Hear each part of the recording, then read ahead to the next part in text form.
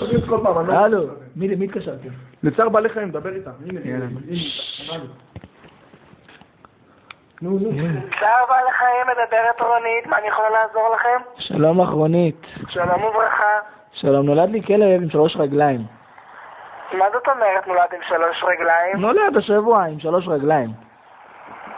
הוא נולד השבוע. השבוע, אתמול, מה זה השבוע? ממש אתמול, אוקיי, מה אני יכול לעזור לך? הכלב נורא סובל, מה אני יכול לעשות איתו?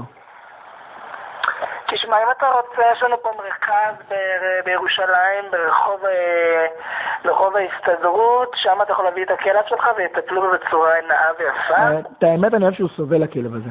מה אתה אוהב שהוא סובל? אני לא מבינה. רגע, הכלב בן כמה הוא? בן יום, אני לא אוהב כלבים בכלל, אני לא אוהב אותו. אוקיי, ומה זה לא אוהב אותו? אתה חייב לקחת אותו שיעזרו לו.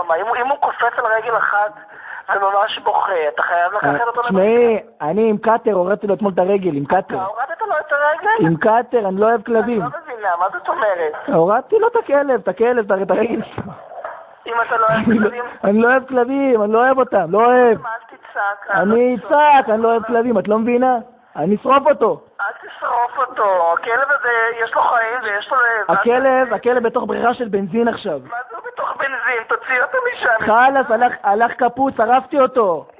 הלך כפות.